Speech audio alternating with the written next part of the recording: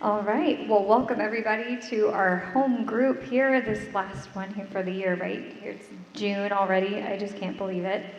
I'm just blown away. But let's go ahead and pray real quick. So, Holy Father, I just thank you so much for another year of homeschooling and how you've blessed us each in our own ways. And I pray that you'll help us to enjoy this summertime together and use it to reflect on just all the things that you've done, how you continue to provide each and every day, and just refresh us and renew us for when we continue to start again. If we are taking a break, or just continue to help renew and refresh us as we continue on. And I just thank you so much for your kindnesses to us. I pray that you'll continue to guide us, give us your wisdom, and continue to just fill us with your spirit. In your holy name I pray. Amen. All right, so today we're going to discuss all things reading, but we have several announcements first. So one is we're going to have a vacation Bible school here at Sharon Reformed Presbyterian Church on June 12th through the 16th. It'll be from 9 to 11:15. So the theme is The King is Coming, and you can register online. Right. So, and also, I don't know if you're anything like me and feel like you really don't always have this whole parenting thing figured out, they're actually also hosting a conference with TED Trip here this July. It's the 15th, 14th, and 15th. So July 14th and 15th. And there's a flyer out there, and there will also be more information online here soon. So again, that's a parenting conference with Ted Tripp. He wrote the book Shepherding a Child's Heart, right? So he's a super smart guy. He's very wise on this. So I think that'll be a really great conference to go to. So we're also going to have a cookout on July 7th. So that'll be our home group annual cookout, you could say. We have, might have like hot dogs or burgers, something like that. And we'll probably have everybody bring a side if you can, and just play and have a lot of fun. The kids always have a great time. The guys get to kind of meet each other and chit-chat and stuff, and that's kind of nice too. So we really enjoy it. And there's also a survey that you can fill out for home group, just regarding things you like, things maybe you didn't like so much, how you'd like things to change. And that's on our page, correct? So it will be on our home group Facebook page. So the more people fill it out, the better. We'll probably tag you all in it, and just to kind of nag you to get you to fill it out. So that would help us out. All right. And also, Laura Turner has a high chair, car seat, and a crib and crib mattress for to gift if anybody is wanting one. So you sure you don't want to hold on? Yeah. Just in case. Yeah. No, thank you so much. We appreciate, just being willing to share with everyone. So all right. So today we're going to have Sandy McElhaney. She was in elementary education with a reading endorsement. She taught for 10 years in TAG and also at risk and as an interventionist for reading and math. In the last 12 years, she has been a second grade teacher. So we are really excited to hear what you have to say today. Well, Olivia wrote me into this. This isn't my thing. I talk to kids, not adults, but here I am. And I don't consider myself an expert at all. I continue to learn too. But I do love teaching kids. I love seeing the growth and watching someone coming into my room that maybe can read 14 words a minute instead of their 59 and a kindergarten level or below. And at the end of the year, I had one at 2.8 and reading like 84 words a minute. That's just a little bit below what they're supposed to, but I love watching that growth, and it takes a team, not just me. It takes parents at home, and it takes other people at school, and keep them reading. And so anyway, I didn't have directions, so this is what I've got for you, and you can ask questions anytime, and I will try to answer the best I can. This is Scarborough's reading rope, and this has to do with science of reading, and it's kind of the geeky part of reading, but this is the important part. For me, in my grade levels, but you're talking about word recognition, phonological awareness, decoding, and sight words. This is the foundation. This is the pre-K through 2. This is learning to read. After that, you get into the language comprehension, literacy knowledge, genres. Well, we do some genres too, but vocabulary, language structures. That's the reading to learn. So you combine all that together and you get this rope, and then you have these great readers. So that's what we start with, and on my end, it's the learning to read part. So this is what I put as your progression for reading basics. Oral language, you do this all the time. From when your babies are little, you're talking to them, you're saying their name. This is a dog, this is, it's just oral language, it's talking. You're in a store. So it's how words are spoken, what words and sentences mean, and how to communicate ideas. It's just basically talking with your kids. That's how it all starts, and you know that. And then you start looking at print awareness. You're reading a book. They notice pictures, and you're reading from front to back. They see letters, they see words. They're starting to make connections for that print awareness. They become aware of print long before they enter school. They see print around them, signs, billboards, that's a stop sign, your little alphabet books. So that's all the beginning, magazines, newspapers, it's just your things that you're doing with right then. Then this is the biggie, I call it the biggie, phonological awareness. It's the spoken language, and it's understanding how words work together, but it's the hearing, and that's really, really important. Its ability to recognize and manipulate spoken parts of words, including rhymes, syllables, and phonemes. A lot of words, it just means phonemes are your individual sounds. Rhymes are the vowel and what comes after it. Syllables, and breaking a word into its parts. Before children learn to read print, they need to become aware of how those sounds and words work. They must understand that words are made up of individual speech sounds, or those phonemes. A child's skill in phonological and phonemic awareness is the good predicator of later reading success or difficulty. And this is so important that, I highlight it, considered like one of the most important things, that phonological awareness, because that happens before this. It's just sounds. And early research has shown that variation in early reading and spelling success is 2 factors: knowing those letters and sounds and how strong that phonemic awareness is. I have a thing from David Kilpatrick here. He's a leading reading researcher. And he says, we could prevent all reading problems if all students are trained in letter sound skills and that phonological awareness starting in kindergarten and continue until it's automatic. They just automatically know those sounds.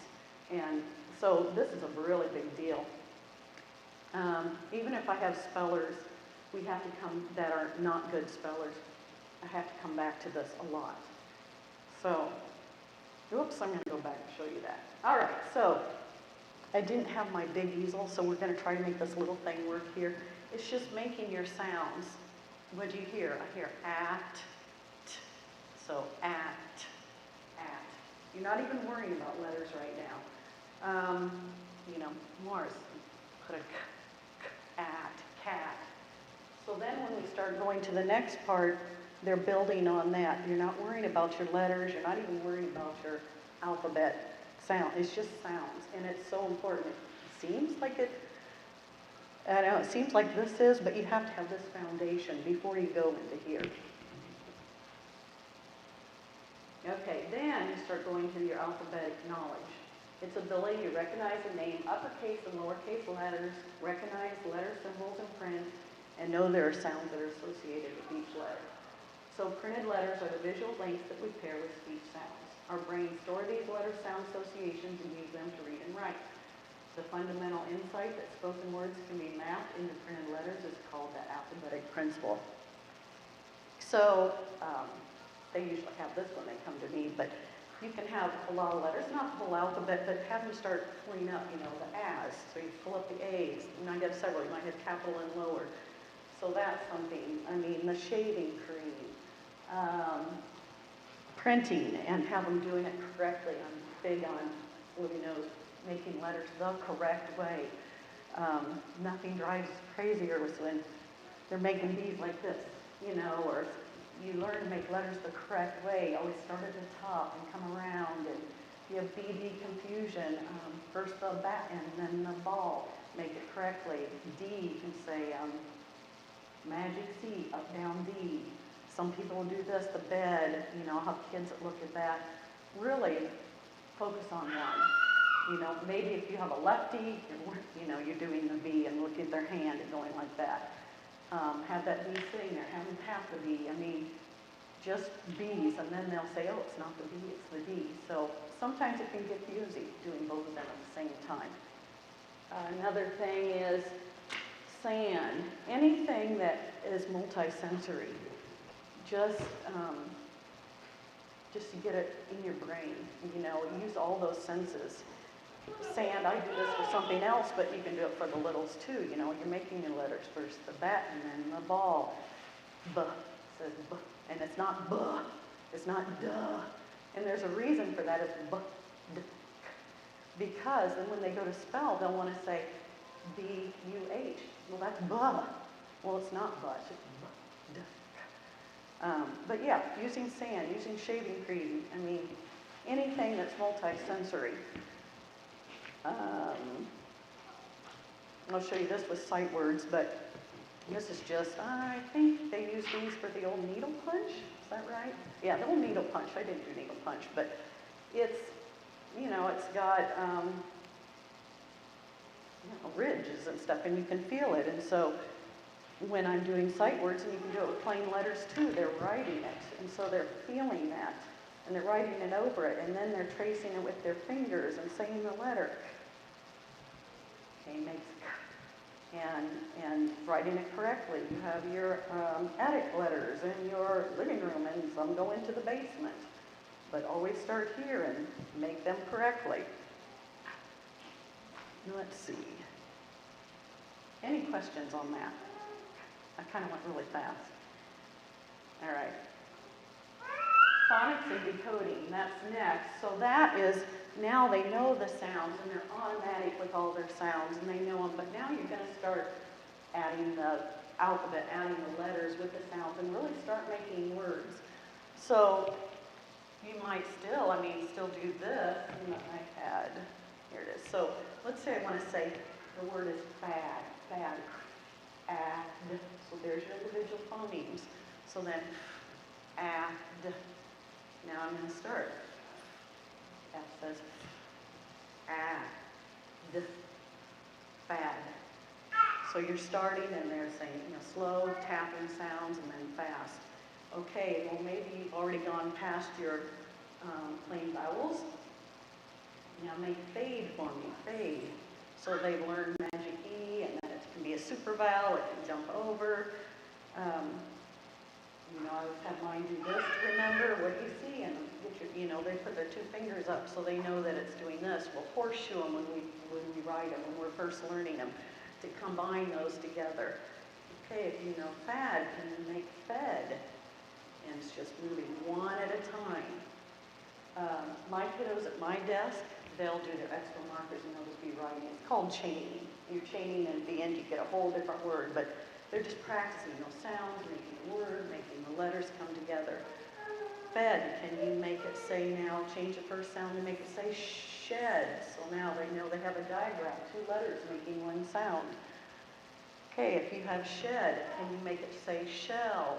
There's your last sound. And then if they've learned the floss, they'll learn, and Olivia laughs at this, but I have rhymes for a lot of things, but when my kiddos are writing, and they'll say, oh yeah, F, L, S, and Z.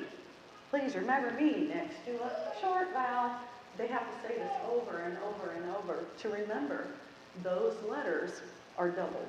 F, L, S, and Z, floss. So, do they remember that one time? No. 2, no. 20? Maybe not. And then we've learned plurals. So now I want you to make a plural word. Make it say shells. And add S. And this is assuming they've already learned like ES and vowels. I didn't even put vowel teams there, but we just go on like that and build lots and lots of words. When I'm working with kiddos that maybe struggle, then I have little clip cards. And so the first thing they'll do is they'll have their vowel tense. And to warm up, because things you want it in a sequence. Oops, I'm missing one. A-E-I-O-U. Okay, well, they'll have these in front of them.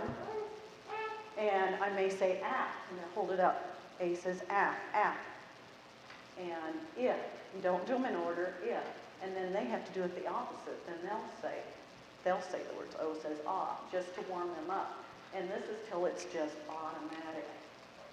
And then they can go on into, I'll have flip cards. So just single letters, and then their vowels. And I just made these, put them on rings. And then let's say another. I wouldn't start with a two-letter blend, but I would have another one here. And they just will touch and say, let's say this is a T, T, F, tep. And you should do nonsense. It doesn't matter if it's a real word or not. They should be able to see it, know it, say it, because this, temp, will end up being part of a longer word eventually, temporary. So nonsense is important too, not just real words. And then once they're good at that and they've learned two-letter blends, and they're going to start same thing, and, tang, and you just keep flipping them. Ut, tut. And then once they've learned the vowel teams, you start the same thing with your strugglers. Then you'll go on to this. So it just goes on, and they just get good at, they know this is going to say oat, os, tos. And I may ask, why is it two S's? And of course I have a bedazzled magic E, so when we're on that, and you practice that for a long time, whether it's, well, let's see, here, then I have two-letter blends at the beginning. So,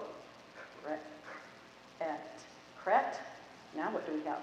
Et, crete, and we'll do two fingers, so, and it's repetition over and over, and I mean, these are all the blends. Fold, fold, so they start just practicing so they can decode these words. Let's see. I think I have that decoding next. So explicit phonics lessons, it's spiraling, and it's in an order. It's short vowels, single letters, short vowels, and then move into vowel consonant E's, and then your vowel T's. And I didn't know if you want to do this. I had to ask truthfully, but I've always, they put, when you start teaching single letters in the alphabet principle, there is kind of an order. And they say the reason, like these first 11 right here, make up 100 words. Those first 11. And I always think of the Wheel of Fortune. You know, they always pick those certain ones. There's a reason why. I asked Miss Miller, who taught kindergarten forever and a day, and these are what they always start with, Jolly Phonics. And Jolly Phonics, same thing, learning those sounds, decoding, and putting them together with songs and everything. These were the first ones, and they're almost, a lot of them, the same. C and K make the same sound, and they have castanets, or kite. Okay, so here's our phonological awareness. We had phonemic awareness, which is sounds, and then phonological awareness was building up those words and taking away. If I take away this, what will it sound? If I put it back, if I make new words. So this is part of my board at the end of the year. It didn't start out like this, and then we add on and on and on. So I put arrows to kind of show a few things. There's not arrows at school, but if you'll notice, this has a big power bar on it. So it's used a lot. Look at how PP is used. Well, not very often and not in words. Your B's, B, B, T. So then we add ED here. And so later, let's say our lesson is, they already know stop. They can spell stop. They know the phonemes, op, stop. They learn that they're going to double the P. And I'll say, well, why not? And say, well, say stopped. So, you know, they don't want that E being a magic E. And so we talk about and practice it over and over and over, because when they come into second grade, they'll want to spell it stopped. How do you think they'll spell it? S-T-O-P-T. Stopped. But we learned whenever it's in the past, then they'll yell ED. And it's just over and over. Because what about marched? It sounds like there's just a D there. March with a D. They've already learned AR says R, and so they can put that word together, they can spell that word, and now they know, oh, it's got to be an ED, even though it just sounds like a D. And then planted, which actually does sound like an ED, but I mean, it's tricky because you have this ED saying T, ED saying D. Let's see, I put an arrow here because when my kids are coming to a word and they don't know how to spell it, what's the most common? C is the most common. It has a pretty big power bar. Then K, and then they learn, well, CK, and I'll say, when do we do a CK? And they'll say, next to a short vowel. So they just kind of learn and say those things when they're spelling. So let's see, same with TCH and DGE. When do we do those instead of just ch, because that's all you hear, next to a short vowel in your single syllable words.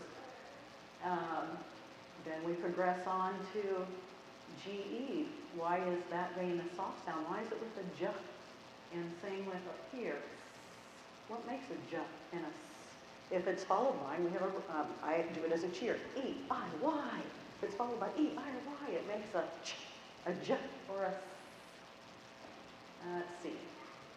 So those are just your consonants. This is the part of the board with the vowel teams. This is the hard stuff. So in the beginning of the year, we just start with these right here, your basic A, E, I, O, U. And you can see their power bars are huge.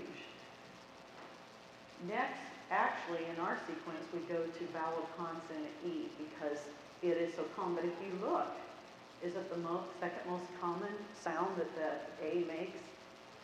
No, plain A, an open syllable word, is the most common. See that power bar compared to that? But if you notice, I spacey, O spacey, U spacey, it's, I mean, very common to get those long vowel sounds. When they're reading, I say, what's the first thing you're going to say? Ah. After that, what are you going to say? A. So always the most common, and then these. The one that I always tell the kids, look at E spacey, clear down here. There's like one little, there's not a whole lot of words that have E spacey compared to A-E, I-E, O-E, U-E. These are all the sounds just for E. And look at the most common one, you get long E, the Y. Happy, funny, silly. And what do the kids want to put when they're learning how to spell and write? An E. But it's not an E, so they have to learn that this Y is used a lot more than just plain E to get that long E sound. And then your other vowel teams with your oys and your ahs.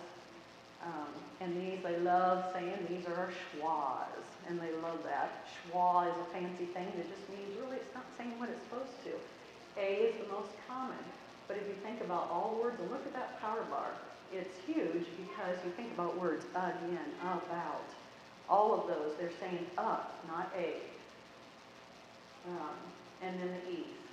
So another thing that if I have them, if it's a struggler back at my table, and we've done this and this, then they may have to say, A says ah. A, plain A says A. Open syllable, A-I says A. So they just go and they're doing this, so it's multisensory. I always say shaky, shaky, and I always say tool, not toy. So, I mean, they just practice those sounds. Do you know those sounds? But you don't, I mean, you wouldn't teach all those at once because it's a brain overload. They have to first be really fluent and good at the sounds, and then really fluent at short vowel words, CVC words, and then CVCE words, and then go to vowel teams. There's a whole lot, I've seen studies where they put the words in program and put them in their columns and stuff, and you don't see a whole lot of AI and AY compared to all the others, and you can see that by the power bar. And when you're teaching, you have to just teach, well, where do you see AY? It's at the end of a syllable or a multisyllable, or your AI. I mean, there's not very many instances where that's in the middle. And then you have your bossy or R-controlled vowels, and you learn the R, and that one's easy, and and or, but then look at all your ers. So after they learn these three, then we start learning to do the UR and the IR, because, you know, they see a lot of words like purr.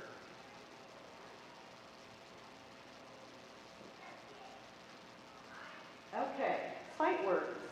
Next thing. That has kind of changed. So sight words are the ones that are just automatic memory.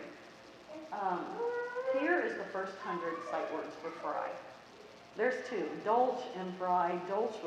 Fry was made after Dolch, like the 50s was the first version. There's not that much difference. I had my mom go by and check off list where they are. Because I said, Mom, I want to pick the right list. And so she was my person that did that for me at the time. But both of them, of course, have the as the first word. But look at your first 10. This is Fry.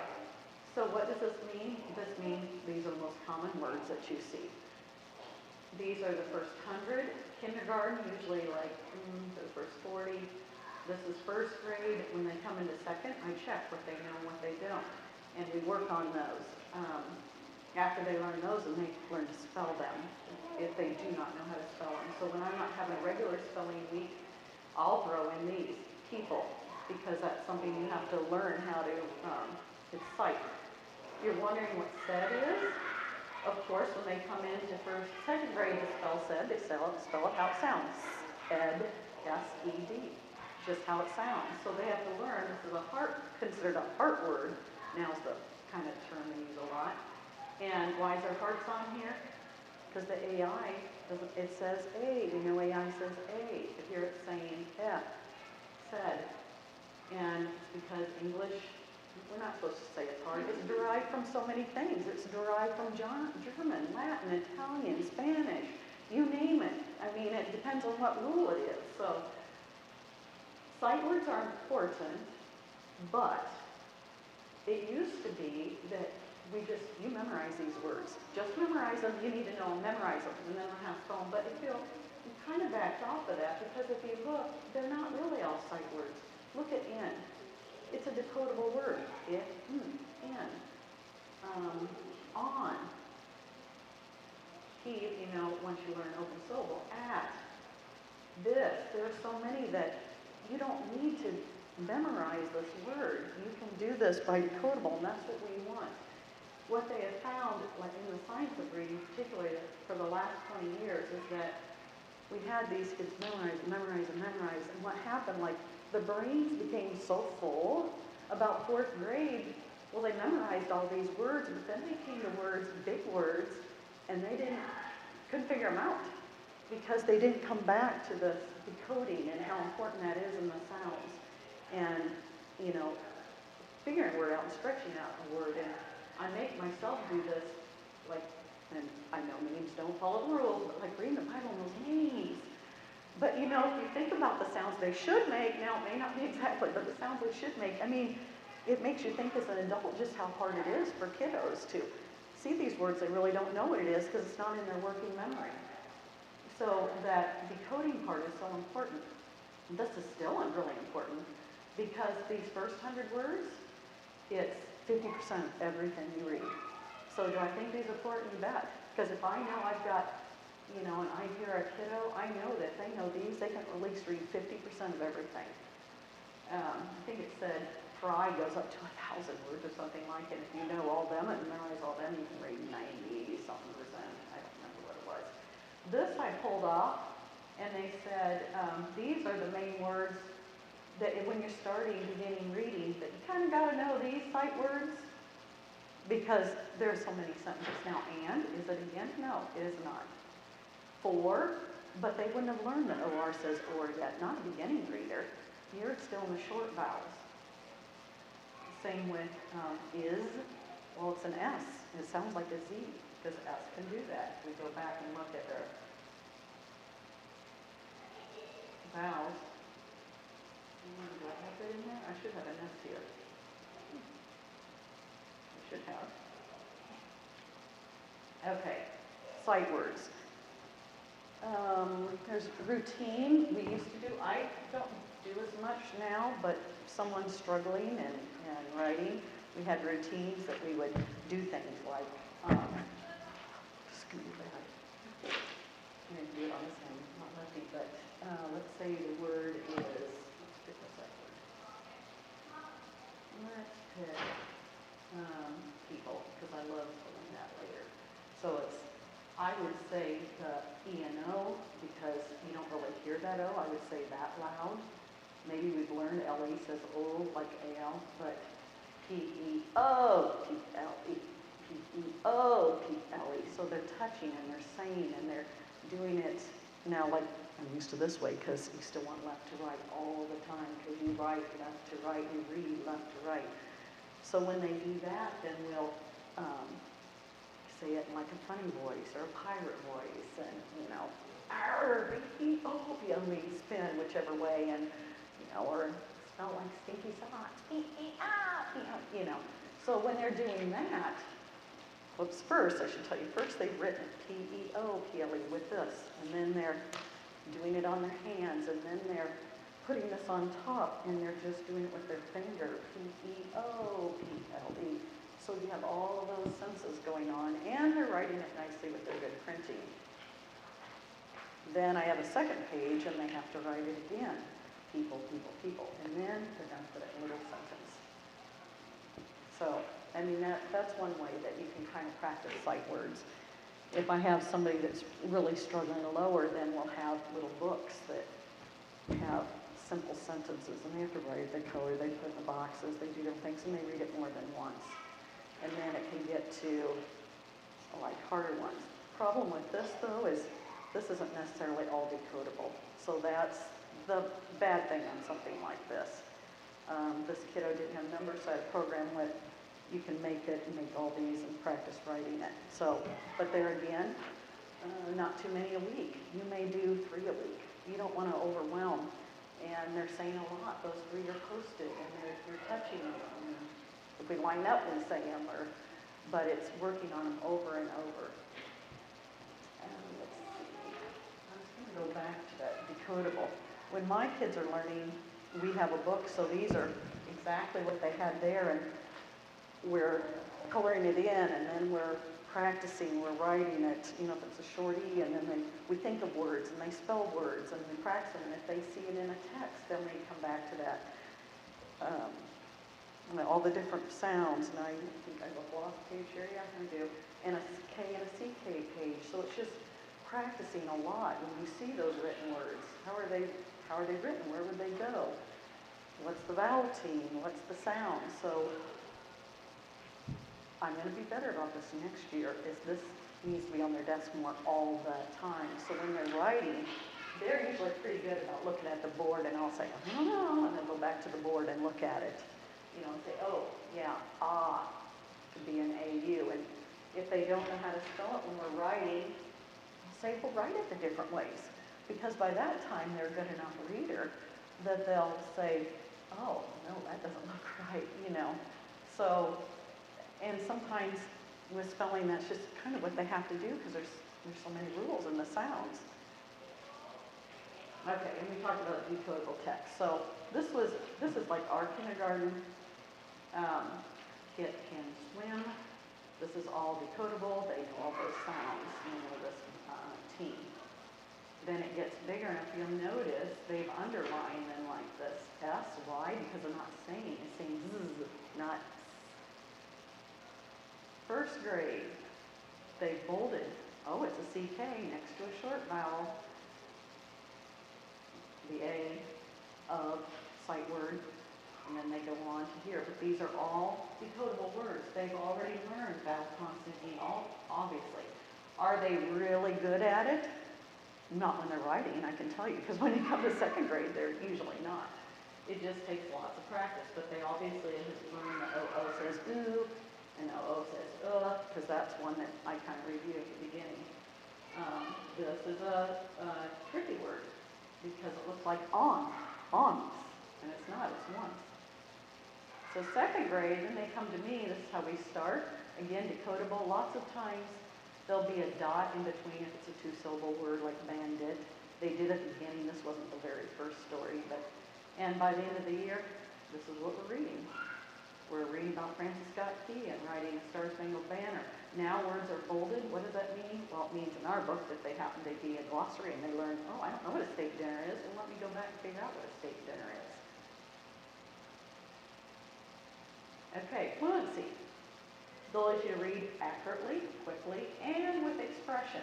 It's important because it provides a bridge between word recognition and comprehension.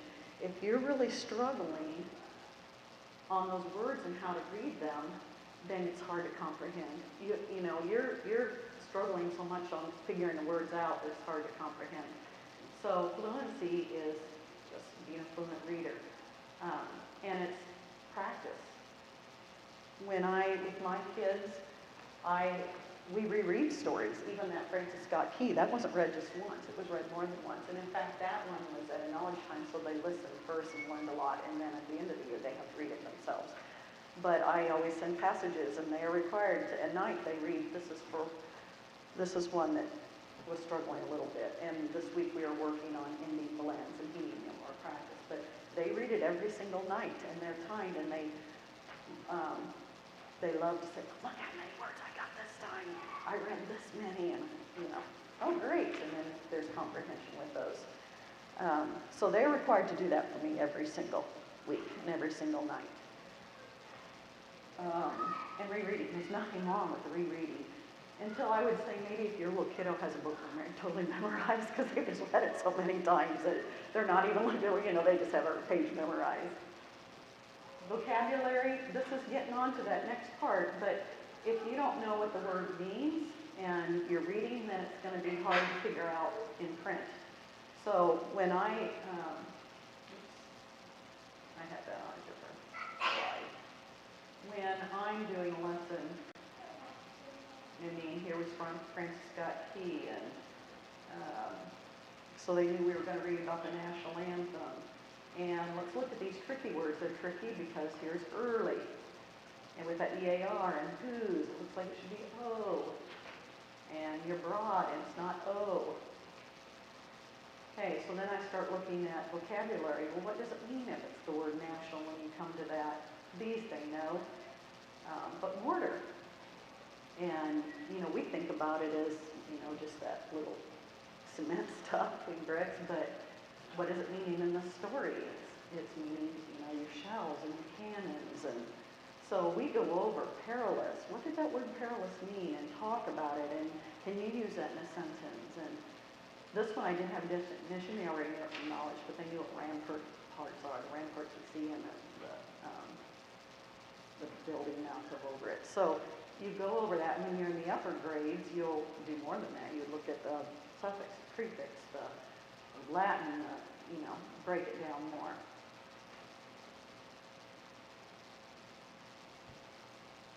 And the big one, comprehension. It's making sense of what you've read.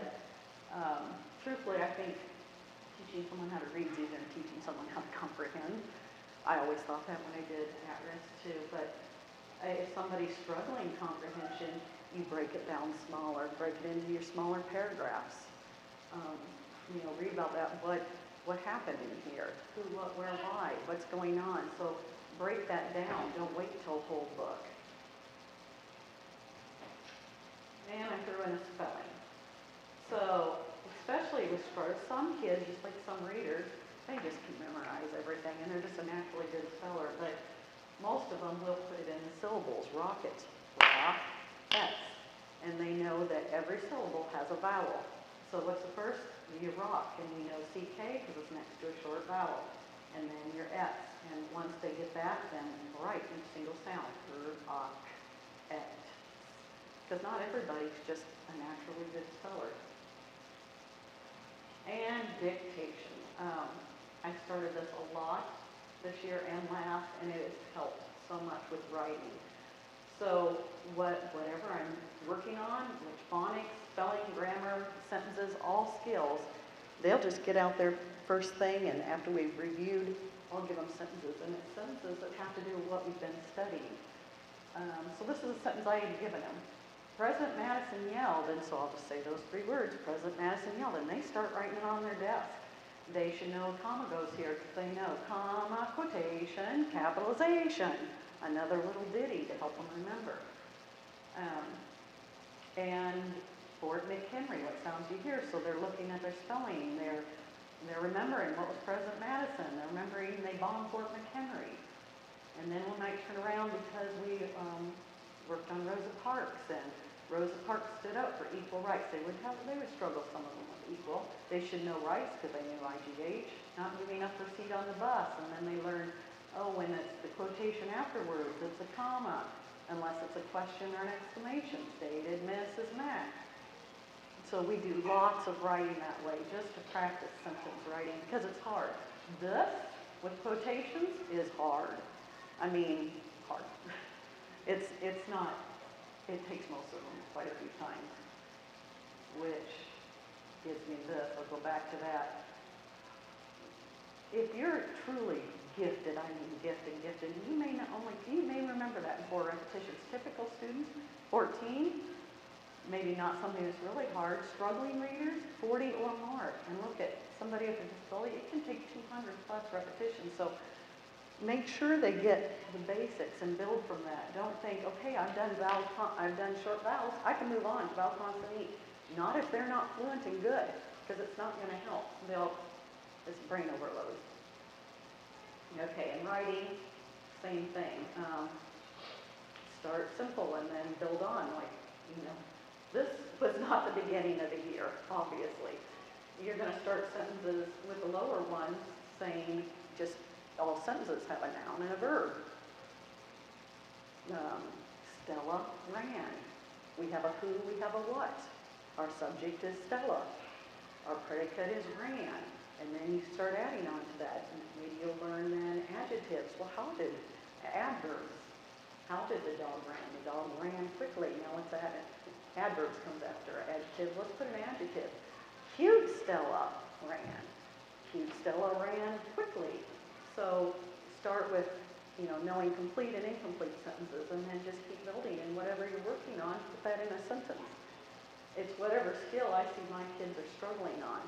Now, they'll have to do other writing in the day. So let's say it's the end of the year. They've already learned how to make a topic sentence, and they've learned 3 details and a concluding sentence. So they'll have to write about Rosa Parks. Rosa Parks was an amazing woman. That might be their topic sentence. Don't do a detail, and I'll say, is that a detail? And then why was she amazing? What did she do? 3 sentences that do that, and then conclude it. Write that in a different way. Make it as a question or opinion or a statement. Second graders, it's really basically 5 sentences, and then move on up from that. Can you write a 2-paragraph page? Can you write? I said, oh my gosh, that's a lot. I haven't asked a single question. Questions that maybe I can answer. I was trying to think. I've shown Olivia before. There's 3 sites that I really like. One of them has to do with it has a whole week's worth of lessons, and it has like the phonemic awareness with the building your sounds, and then building words with decoding, and then dictation. Okay, can you write Bob and ran and sit? And if you don't write them right, they're above that, and that's what we're going to work on. And then the text. So here's these words. They're all in this little passage, and then it'll tell you which passage to read, and the first passage is. Here's the words. It tells you to do that. Here's the little paragraph passage. These are great. If you can do one-on-one, this isn't whole class. This is not. This is one-on-one. And they're fantastic lessons. It's called West Virginia Phonics, but I'm trying to think where that is here. So right now it's under Tools for Reading. They say they might be taking this down. West Virginia used to have it up. Our resource teacher goes through these, but look at here's just full lessons on short A. Here's that CBC review. So it goes day by day, exactly what to do. This is your warm-up. This is all orally, so this is your phonemic, not your phonics, your sounds. Cat, and the sounds of them, and then going in with the letters that go with it. And then I do, we do, you do. This is laid out for you. So it's really, really good. But it's something that's going to do with small group, one-on-one, not whole group. closer. But this is very good, West Virginia phonics. Books. Got one. I didn't bring the decodable because I had pictures of those, but this is an example of, this is on my classroom library, and we used to do this, and they still can read it. When my kids are done, they get done, they can have their own book box. But, so this is actually a first grade book. It's a 1.9, it's almost second. But, I mean, look at these words. Millionaire, Australia. This is not a decodable book. This is going to be extremely hard for a 7-year-old to read. 7, I guess, at first. This is hard for some second graders to read unless they're a really good reader beginning up because it's not decodable. They're not ready to stretch that out. So, I mean, watch your decodable books and make sure that they are ones that they can decode that have some sight words in it. I guess that's my thing on that. I do still have a library with a lot of these, and they have them in their book box, and when they have free time, they are reading because you want them to read what they're interested in. But you do have to be aware that in the library, I don't know if Mediapolis and Emerson does, but they'll say what their level is. It's a 1.9, but it wasn't because of some of the words in it, it was by the amount of words in it. So that's the difference. Yeah. Okay. I think that's all my maybe questions. Overload? It is a lot. Yeah, it is a lot. I mean, I've been doing a long time, and I still learn what works better and what works good for this kiddo may not be for this kid. You may have, like I had a daughter who was what I'd call a word caller. Golly, she can memorize those words. She was a good reader, you know. I had a son that's like, it's fine, and okay, let's stretch this. He is a good reader now, but, you know, everybody's different. Kids are different. In your classroom, I'll have 16. I'll have a lot of differences. Some that are really low, some are high, some that are word callers that maybe don't have comprehension. Some that are really slow yet decoding.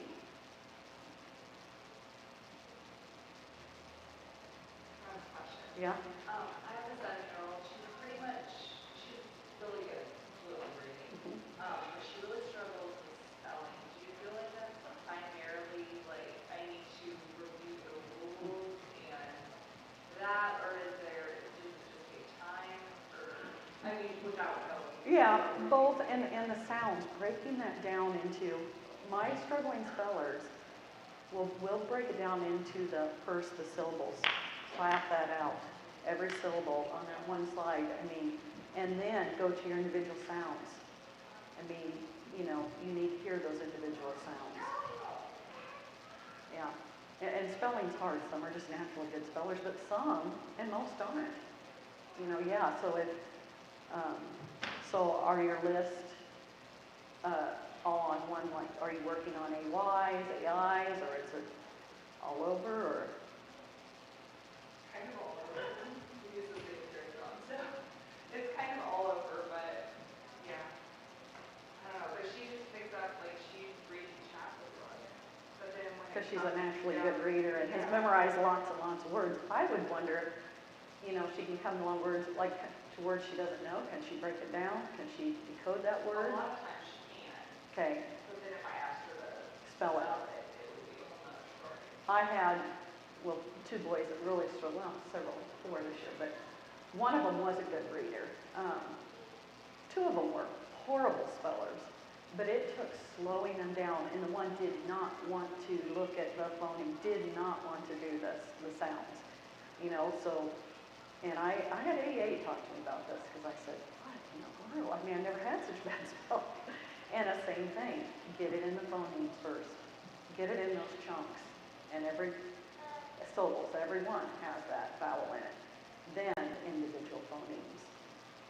So, and do it, you know, do it in smaller words and then bigger words and break it down. And if it's that list, do it for those words. Do you remember what sound this is making? And like I said on those 3 boys that were really good readers, I had them write. You write the 3 ways you think that is. And it'd be amazing when they wrote the 3. Oh yeah, what's this one? Yeah, you're right. So, especially good readers, because they can recognize the word, but to spell it. And I do think a lot of that is a lot of dictating and writing and going over and over, so it becomes natural. That's a good question, yeah. Spelling's hard. Spelling, writing, it's hard. So that goes back to the sight word. The Z, yeah. Once I said it to her, Yeah, I had somebody, was it that one? Yeah, and I said, whoops, guess what's going back on your spelling list this week?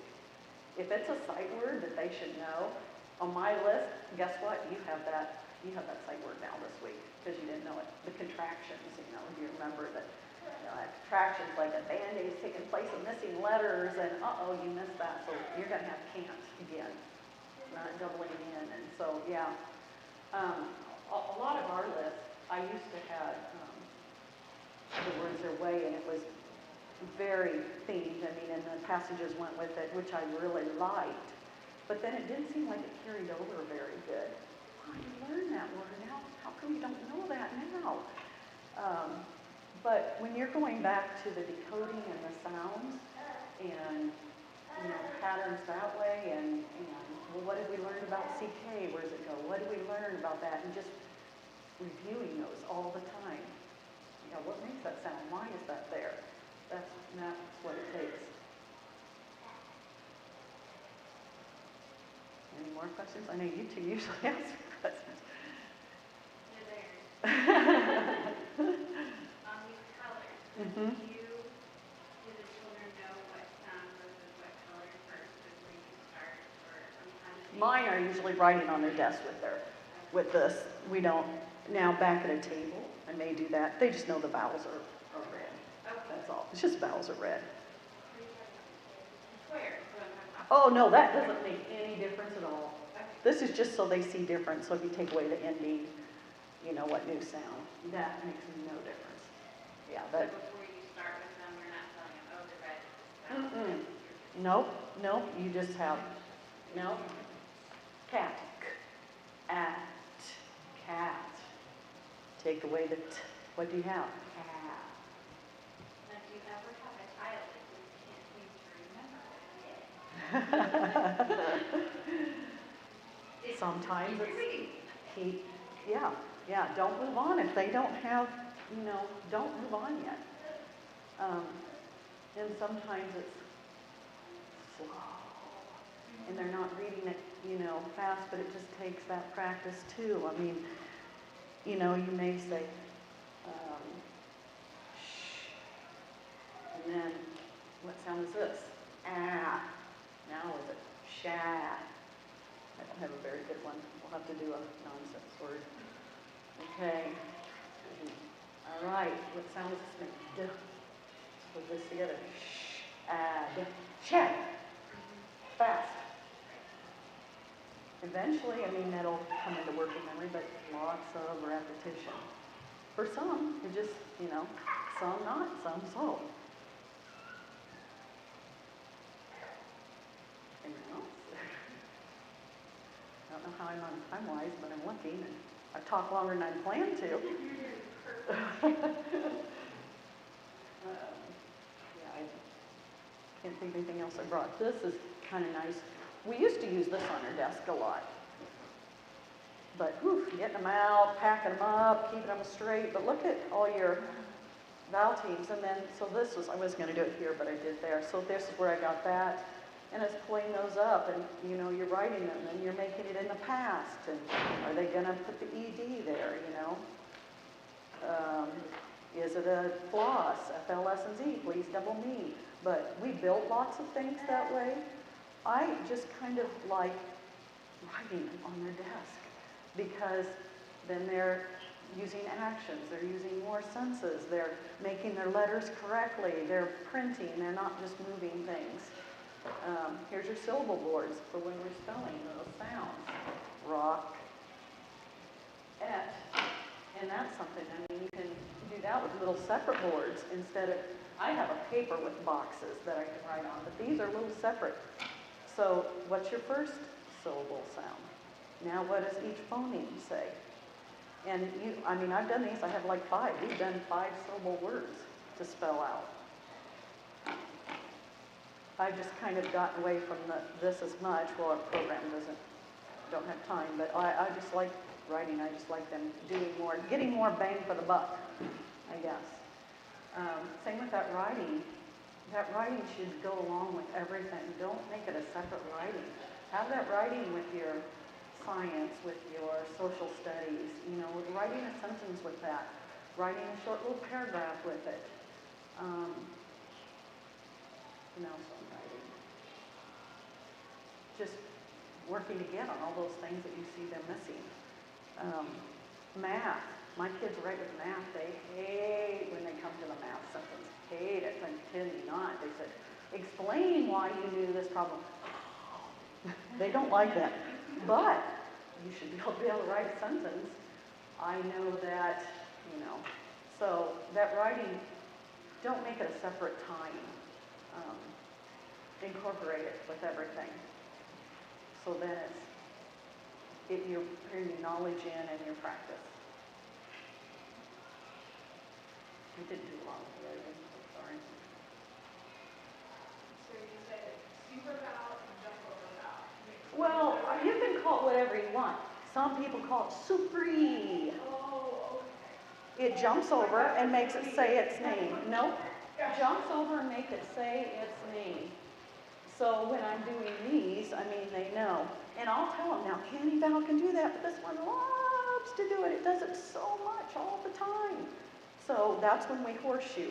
They actually draw around those words and connect them, and I'll have them, like, do the 2 fingers, we'll do that, and, you know, they're connected. It's making it say its name. And that's usually the first thing after short vowels.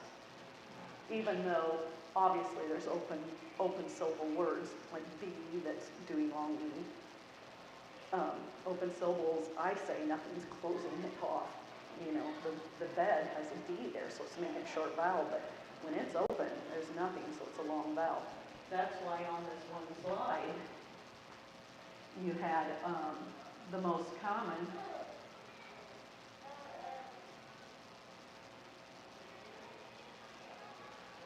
What's the first thing you're always going to say? Short vowel. After that, what is it? The long vowel sound.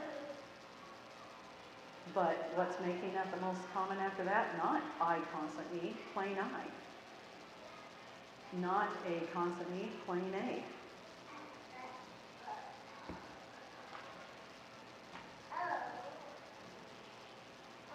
you have any voices? Oh, they have a whole spinner. You mean to do all the sounds? Oh my gosh, you can make them anything. Let's see. Stinky socks, farmer, which my husband doesn't care for this one, but you know, all of a sudden, P-E-O-P-L-E. Let's see, like you're swimming. I didn't bring that spinner along. Actually, I probably do have it in here.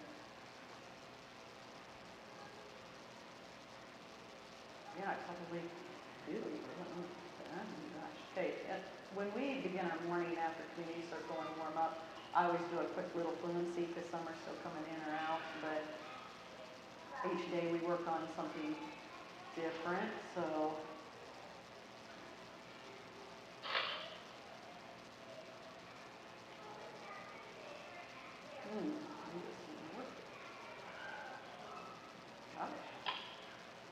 Okay, so Monday is quick phrases. So they just say these quick, quick, quick. Children are, quick, quick, quick. They are. They are children at school. So we go through several of those. Children are. So we talk about these are not sentences, these are phrases. There's no capital, there's no period. At school, and they should be able to read these quick. And I don't go that fast at the beginning. Okay, so then at the end they try it out, and then they put all those together in a sentence. And then we talk about, well, what kind of punctuation be at the end of that sentence? Are they asking a question? Is it a questioning word up here? If it's not, how can we make a question? Well, find that questioning word. It's are. So let's make it a question. And what would you say? Are the children at school? So Mondays, we work on just phrases. Tuesdays, we work on punctuation power. So they read them with their expression. And we talk about, this is just a statement. The children are at school. Why is it a statement? It has a period. Oh, how are we going to read this one? Well, that means they're really yelling, no, children are at school. And they like to do that, and they like to yell it out. And then, this is the only thing I don't like on this. I didn't make this one, I bought it, but I'll talk about, well, it's a question, let's read it as a question, but now let's make it a real question.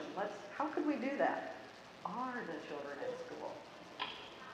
So Wednesday's the day with the different sounds. So we do a poem. Read it all together. So they listen to the poem. Billy, Billy. Billy, Billy, come and play while the sun shines brightest day. Yes, my friend, that's what I'll do, because I like to play with you. And then we practice it over, several times. And then we look and say, oh, what rhymes here? Who can show me? And who can go up and say what rhymes? Well, we know it's the same Indian sound. So play and day and do and heal. And sometimes we'll try to find something put over here. But then at the end, when we're trying to see if they can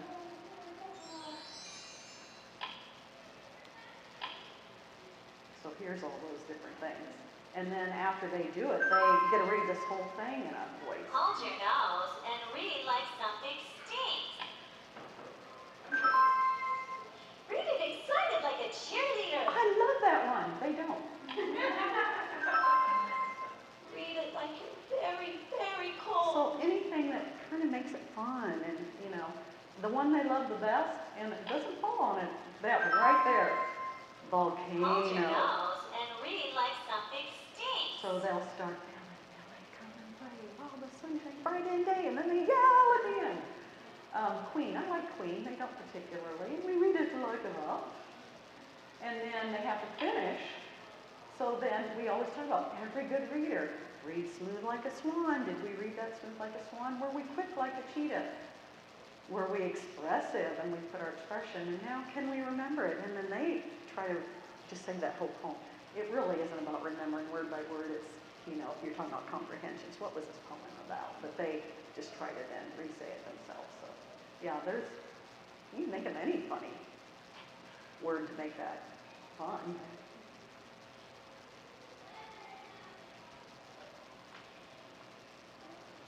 I think many other sites, I like the West Virginia Phonics a lot. It's individual. ReadWorks. Has anybody heard of ReadWorks? Especially if you've got some really good readers. So ReadWorks is free. Let me think. Thought I had it up on it once. It has passages. Whoops, that's if I change my lessons. No, I just did that. Okay. I have it up here or in an email. I think I had it in an email. Here's ReadWorks. Okay. So ReadWorks,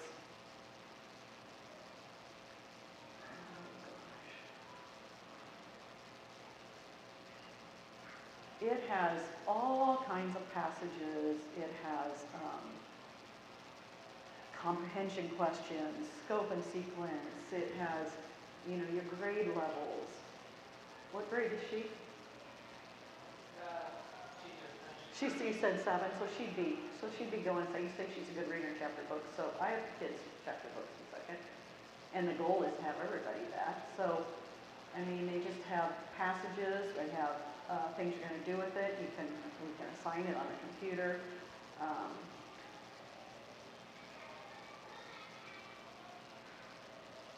Let's see, they can listen to part of it. Here's the passage. Here's some words that, she may not know that word. You can click on that. That facts. There's article of the day. This is really good.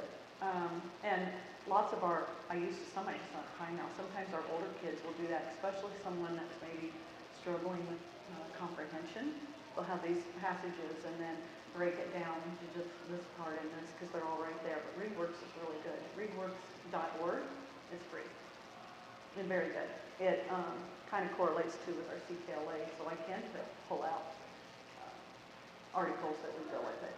But that's really good. I would say those two a couple of my top ones, the free things. Anything else?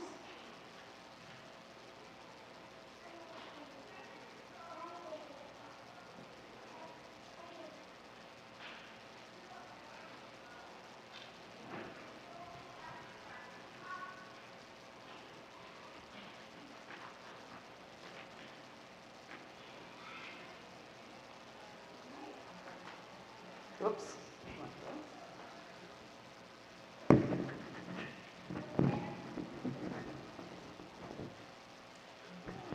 Thank you so much, Sandy. That's a really good information there for all of us. So we really appreciate you coming and sharing all that with us. So just a quick reminder of some of the announcements. We have Vacation Bible School will be here from June 12th to the 16th, and so you can register for that online, as well as the TED Trip Conference, which will be July 14th through the 15th, and more information to come online about that as well. Our cookout here will be July 17th, and we'll be giving more information about that as well. Oh, I'm sorry, 7th. I looked at the wrong number here. July 7th will be our cookout. And I think that's about it. If you guys can fill out the survey that we'll be posting here soon, that'd be great. And if you have, I hope you guys all have a great summer, and we look forward to seeing you back here in a few more months. So thanks.